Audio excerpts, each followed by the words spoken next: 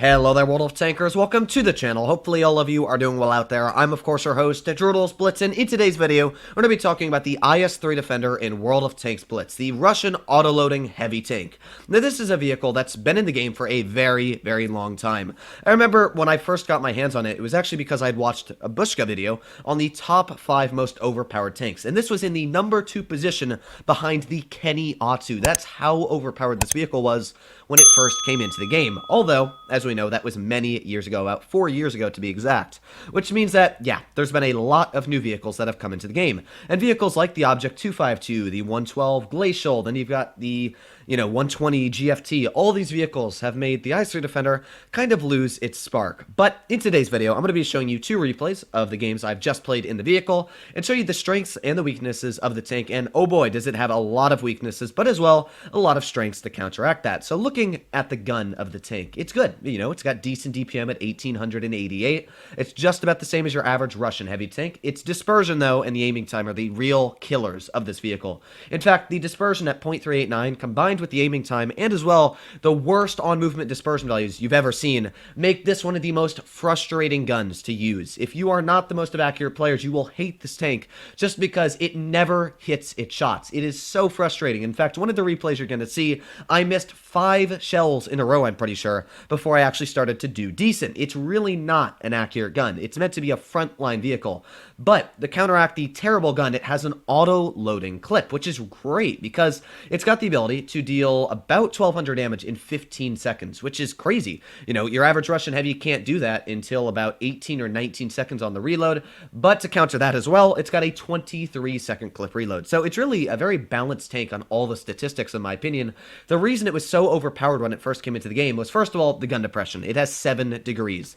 The ability to work any ridgeline, in my opinion, is very, very important, and the fact that this tank can work any ridgeline makes it much stronger than your average Russian heavy. Not only does it have the ability to work any ridgeline, but as well, the IS-3 Defender with that clip is able to beat the reload on even most 105mm guns that are dealing, 310 alpha. So it's got a really, really nice gun, at least for what it is, but you will see that the accuracy does have a little bit of a letdown every now and then. So, the IS-3 Defender, it's a great tank in my opinion, and in fact, for the price tag of around 8,000 gold, which I think it currently is in the Blitz fair, it's going to go down to maybe 7,500 in the end. I think there's about 3 days left of the current phase of the auctions. You should be able to easily get the IS-3 Defender for $10 US, and I personally feel that just alongside the Mark 1 Defender, 100% go for the Mark 1 Defender first. I made my video on that, I think, 2 days ago or yesterday. On that video, I said that the Mark 1 Defender by far is the best tank in the current auctions to get your hands on, which I will still stand by. The Mark 1 Defender is just such a solid vehicle. I would definitely recommend it way over the IS-3 Defender. Although, I would also suggest that if you wanted to get a vehicle like this, it is a very, very strong tank. You can see that the armor gets a lot of bounces. While every now and then you will be penned, and of course, the frontal armor isn't ridiculously thick. It's got very, very troll frontal armor. The turret is thick because, of course, it is that Russian-type turret, but we've already blocked about 700 damage. So half the damage I've received, I've also blocked with this vehicle. And it's not like there are vehicles that can't pen me. That was a, RAAC Centurion, 230mm of standard pen. It really does have super good armor, and it's something that's making this vehicle super duper strong. But you can see here that the clip reload, it really is a long reload. 1 shell into the Comet here for 379, and then of course I gotta wait another 7.5 seconds for that second shell to come out, and you're gonna see a quite unfortunate shot there, bouncing off of the turret of a Comet. I don't think I've actually done that in a while, but now 1,000 damage blocked again. You can see that the nice thing about this vehicle is able to work that gun depression. Once again, I'm able to bounce all those shells on my turret. The side armor, very troll, another bounce. So really, the armor on this tank is extremely troll, but the reload on the clip makes it such an unflexible tank in certain scenarios. You can see here, I'm just sitting, staring at this T-29's rear, and where I normally would have been able to have an easy HE right up his butt, I still gotta wait another couple seconds before we can shoot him. So that is the balancing factor of the IS-3 Defender, is the fact that you really can't reload that clip that quick. So I did get 2 shells into the T-29, but I probably would have gotten those 2 shells easy anyways, as it was in any IS series tank as this. So this is where I'm losing DPM. I can't get my last shell out, although that shot there, that was a crisp shell going through the bridge. Don't expect your IS-3 ever to do that. But you can see there that effectively, if I couldn't have gotten that shell out and I've had to reload my clip, I would have been losing massive chunks of DPM, which makes this vehicle worse, if you think about it, on average than your Russian Heavy. Although, on the contrary, now that I do have my clip loaded and I'm rushing a vehicle like the IS-3, I know that, of course, I have got the advantage of the reload over him. Even though he will tap me here, I now am going to easily out-reload him and even almost out-reload his second shell coming on his vehicle. So therefore, I'm easily going to beat him there, get the reload on him, and then we've got a vehicle like the 75 TS over here, and I will say, you will see some of the accuracy let me down. It's, yeah, it's not necessarily the most accurate gun, not even going into his vehicle. I thought it was going to ricochet off his turret, but no, it actually literally went into the pylon of the bridge. So, again, accuracy on this vehicle, even close range, it struggles. It's not the best on accuracy, but doesn't always have to be, right? Ooh, that T-69 was about flying in the air. So, making my way over to the WZ-120 now, and the T-25-2. This is quite an easy game. You can see I'm sitting at 2,500 damage. Currently, we've blocked just about 2,000. So, I've blocked more damage than my actual hit points of the vehicle, which shows you that, really, it is a super strong tank on the armor. And in this game here, we were able to carry this team to victory. We were able to do our job, hold our shells, do a decent job there. You will notice I held my shell on that WZ-120. I really just didn't trust my accuracy enough to fire, and I wanted to wait for like this T-25-2 to poke, so that way we could get an easy shell on him, sitting almost just about 3,000 damage, and in a couple more seconds we were going to tap this T-25-2 one more time. Very nice roll of 428, and now we're sitting just around 3,400 damage. So the ability to really unload these shells is nice. I've got one more shell in the clip here that a normal IS would not have, and one nice tap right into the WZ-120. We were able to take a big chunk of him off, sitting at almost 3,800 damage now. But another good example of a counter would be my normal IS tank would have had the shell reloaded by now. In fact, he would have been dead because of me. So every now and then you can see that there are advantages and disadvantages of having the auto-loading gun. But the ability to have the gun depression, the mobility that this tank has, you can see it's very mobile. The armor, the super troll side armor, the ability to bounce shells and everything else like that makes this still, in my opinion, one of the strongest tier 8 Russian heavies in World of Tanks Blitz, and one of the strongest heavies in general in Blitz. As you can see, that was a 3,759 damage mastery, and now we can pull out the game on Black Goldville, and this is the game where you'll see the gun. Yeah, it let me down quite a bit. The first couple of shells I fired, well, not necessarily were they meant to hit every shot, but you'll see if we skip ahead here a little bit, of course, while I get into position, it really did struggle on the accuracy, and I was really even talking about the accuracy as I was playing in this game.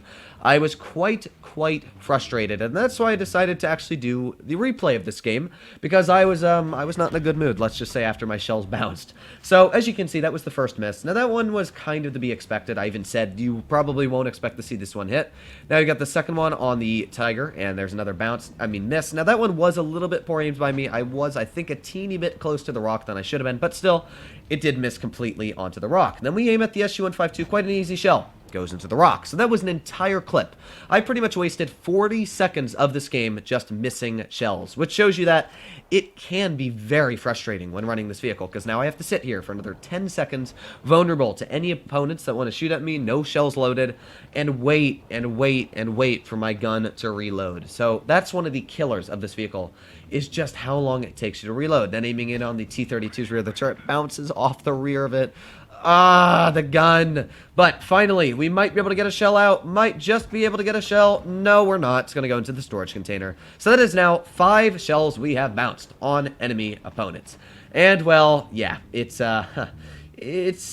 frustrating, I can say none the least. It is a very frustrating tank to run. Now, this is about a minute and a half, because now I'm reloading the clip once again.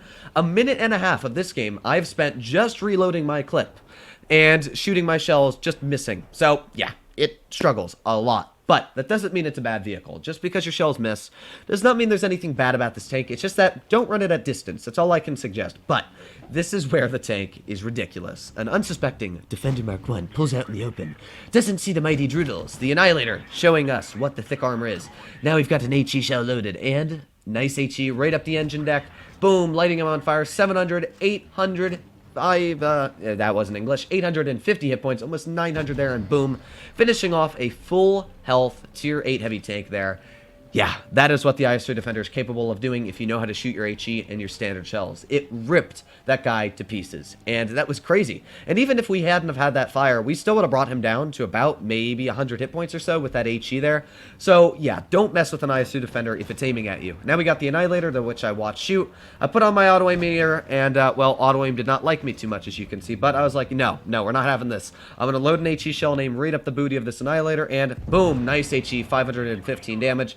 And once again, start reloading that clip. So as you can see, I've spent over a minute and a half, literally just on the clip reload, ignoring the intro clip. With the intro clip added in, probably about 2.5 minutes now, it really is a very flexible, but yet very not flexible tank. It's quite funny and ironic how nice the clip can be in certain scenarios, but as well how agitating it can be in other areas. But now that I've waited for my clip to reload, we're going to aim in on the RHM. You'll notice that I really wanted to aim in on this guy for a long time, making sure my shell's penned, because I have to penetrate 3 shells guaranteed to finish this guy off. So here we go, aiming in another shell. I actually misclicked there on my screen, so there you go. Nice little tap with the auto-aim, able to hit him again. 2,900 hit points now on our battle, and we're going to aim in one more shell on the RHM as he's backing away. So now what we have left is the SU-152, who was just taken out, and the T-32 all the way up top. We can even zoom ahead here a little bit because, of course, I got to make my way in the position, but you can see that it is a fairly mobile tank. With that good power to weight ratio, I'm easily able to make my way straight over to the M6 Experimental. We're going to snap one shell right into the engine deck of his vehicle for 413, and of course, with that nice quick reload, we're going to turn our tank and yeet him right out of existence. So the IS-3 Defender, it's a good vehicle. Again, a 3,675 damage game. It was very infuriating at the beginning that my shells were missing and I was about to smash my keyboard. However, we did a good job, and that's how the IS-3 Defender is it gets a good damage out, it does a good job, it has gun depression, it's very flexible, and while that clip can be agitating, I still really like the vehicle. Now, would I suggest to get your hands on it this Blitz fair? I would say if you have the gold lying around and you don't really mind, if you already have a lot of tier 8s, and you want to get a new, exciting vehicle, this thing is exciting. Having that clip makes it fun. It can be frustrating at certain times, like you saw here, but overall, it is a fun vehicle to run. Because of that, I would actually suggest to get your hands on it if you have the money and the gold to spend. But I wouldn't suggest to go out of your way and get this tank. I would suggest first the Mark 1 Defender, as I've said many, many times. So as always, if you enjoyed today's video, please consider smashing that subscribe button down below. But other than that, hopefully all of you are doing well out there. Stay happy, stay healthy, and to be seeing you in the next one.